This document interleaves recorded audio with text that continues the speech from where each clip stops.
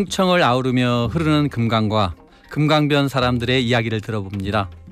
비단 물결 사람 숨결 시간인데요. 오늘도 금강 해설사 최수경 선생님과 함께합니다.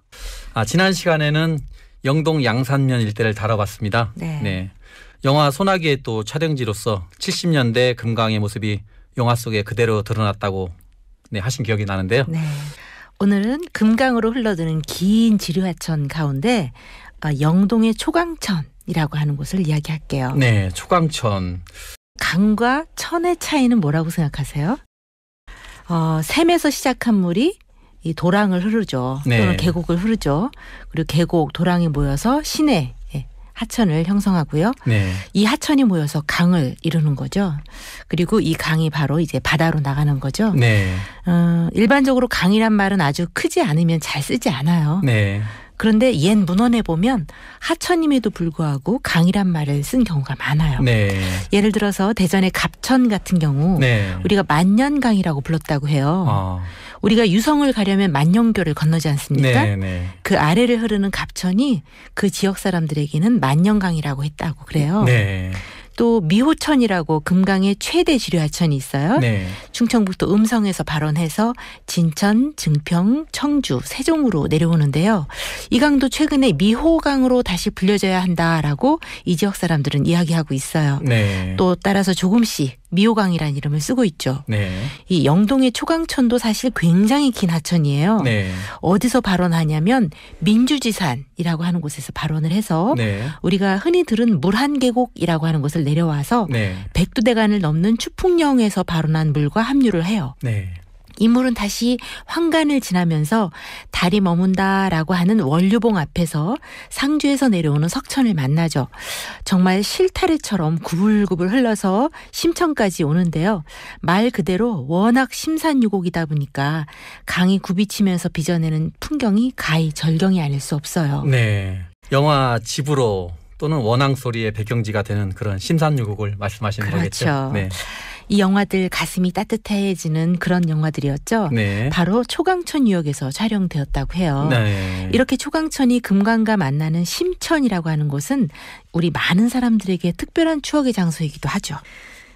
7080 세대라고 하면 그분들에게 심천이라고 하는 곳에 대한 기억이 통기타를 기억하더라고요. 우리 고등학교 때 교련복 입고 통기타하고 또 카세트 테이프 레코더 요거 하나씩 메고 영동 가는 비둘기차에 열차에 몸을 실었잖아요. 대전서 멀지 않은 곳에서 이런 역들이 있었는데요.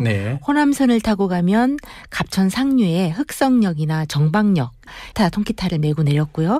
또 경부산을 타고 내려가면 심천역에서 내렸다고 해요. 그때는 사실 지금 청소년들처럼 뭐 공부에 줄창 매달리지 않았으니까요. 7080에게 고등학교 때 얘기를 주로 하면 이 놀러 다녔던 추억들 있잖아요. 친구들하고 또 누구누구 자취방에서 놀았던 추억 이런 것들만 기억을 하더라고요. 실제 영동의 심천역이나 황간역 등 간이역 등은 이 KTX가 생긴 이후로 거의 폐역이 되거나 아니면 무궁화가 아침 저녁으로나 한번 마을 사람들 출퇴근 시간에 실어 나르는 열차를 이용하는 교통이 좀 사라지고 있는 상태예요. 이 황간역의 경우는 아직도 예전에 이 역사의 모습이 잘 남아 있는데요.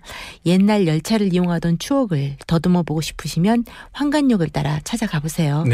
아기자기한 오래된 역사와 그 안에 추억을 상기할 수 있는 사진들, 또 역사 위에는 다방의 모습을 하고 있는데요. 사회적 기업이 차를 마실 수 있도록 한 예쁜 카페도 있답니다. 물론 신천역도 역사의 건물은 예나 지금이나 변함이 없고요. 경부선 간이역을 따라가다 보면 바로 또 내려서 금강에 발 담글 수 있는 역이 있다고 하니까 참 흥미로운데요. 다시 심천 내과의 이야기를 이어가자면 당시 이들이 놀러 가던 심천은 대청댐이 생기기 전이었고요. 또 강 개발을 하기 전이기 때문에 강가는 온통 모래밭이었다고 해요. 또 강가를 따라 줄지어 서 있는 미루나무들이 그늘을 주고 텐트 치고 또 별빛 아래서 통기타 치고 하던 그런 추억들. 사실 저는 그런 추억은 없지만요. 실감할 수 있을 것 같아요. 실제 심천을 흐르는 금강은 영동천과 초강천이 만나면서 이 물이 퇴적되어서 만들어낸 하중도인 아주 큰 섬이 있어요. 그 섬 이름이 미루나무 섬이라고 해요. 네. 그 미루나무 섬에 과수원이나 농경을 했었는데요. 최근에 4대강 사업 이후에 농경을 하지 않죠. 그렇죠. 하천에 네. 오염물질을 내뱉는 하천 농경을 원칙적으로 금지했으니까요. 네. 그렇다고 농경을 안 하고 또 자연 초지로 돌아갔다고 해서 예전에 심천 냇가의 모습으로 돌아온 건 아니에요. 네. 강은 더 반듯해졌어요. 사실 모래와 자갈은 더 이상 퇴적되지 않죠. 네. 자풀이 우거진 풀밭이 되고 말았어요. 네. 그리고 군데군데 사람들의 휴식을 취할 수 있도록 주차장, 공원 이런 것들을 조성했는데 사실 아무도 안 가는 공원. 아이고.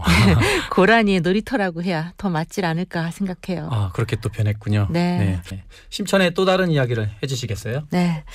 영동하면 과일의 도시라고 할 만큼 과수가 참 잘 돼요. 고도가 높은데도 불구하고 비교적 따뜻한 곳이에요. 네. 영동의 감도 또 유명하잖아요. 네. 예. 양산 일대에 보면은 이 가로수로 감나무가 많습니다. 네. 그리고 또 황간포도, 네, 아까 포도. 말씀하셨던 영동 사과 이런 네. 것들 있죠. 영동하면 우리나라 삼악성이라고 하는 분 중에 한 분인 난계 박연 선생님이 태어난 고장이죠. 네. 우리나라 삼악성 하면 고구려의 왕산악, 신라의 우룩과 함께 뛰어난 음악가라고 할 수 있어요. 네. 이 난계가 이토록 위대한 음악 업적을 이룰 수 있었던 것도 사실 세종대왕이라고 하는 걸출한 임금님이 계셨기 때문이 아니겠어요? 네. 우리가 흔히 아는 일화가 있잖아요. 편종이라고 하는 악기가 있어요. 네. 고려시대 때 만들어졌지만 세종 때 개량해서 정말 많이 제작되었다고 하는데요. 네. 이 세종대왕은 우리가 잘 알다시피 음악에도 관심이 많아서 이 음률에도 밝았다고 그래요. 네. 이 박연이 편종악기를 제작해서 시연을 했는데요. 이 세종대왕이 이치금, 그러니까 지금의 12율의 9째 음이 조금 높다라고 지적을 했다는 거예요. 네. 박연이 이 경들을 잘 살펴보니까 실제 먹줄이 남아있을 만큼 돌을 깎지 않아서 그런 소리가 났다는 걸 알게 된 거죠. 네. 그래서 비로소 더 깎아내니까 이 정확한 음이 나타났다고 해요. 네. 이 난계가 심천면 고당리에서 태어나셨죠. 그래서 그가 늘 가던 곳이 바로 옥계폭포라고 하는 곳이래요. 네. 이 박연 선생이 즐겨 찾던 곳이었다고 하는데 평소 수량이 많을 때 옥계폭포에서 떨어지는 물소리는 그 아래에서 이 득음을 할 수 있을 만큼 굉장히 우렁찼다고 하는데요. 네. 영동을 지난 금강은 사실 이제 옥천으로 들어가요. 네. 옥천은 대청호로 유입되는 곳이자 대청호의 면에 있는 지역이죠. 네. 따라서 대청호의 수지를 보호하기 위해서 대청호로 유입되는 하천이 있는 유역이나 즉 대청호 상류 지역에 있는 이런 곳들에 대해서는 정부의 물 관리하고 마을의 관리가 매우 중요해요. 네. 심천의 고당리 마을도 대청호 상류 마을 중에 하나로 친환경 농사나 마을 공동체가 잘 되고 있는 마을입니다. 네. 저는 물 하는 사람이잖아요. 네. 물은 또 생물의 서식처로서 매우 중요하죠.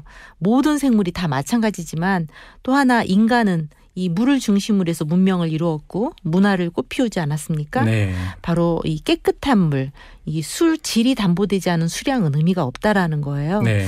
흐르는 물이 가둬지면 본격적으로 인간을 위한 자원이 됩니다. 바로 수자원이죠. 그래서 다음 시간엔 옥천을 이야기할 때에는 물 이야기를 좀 더 많이 하도록 할게요.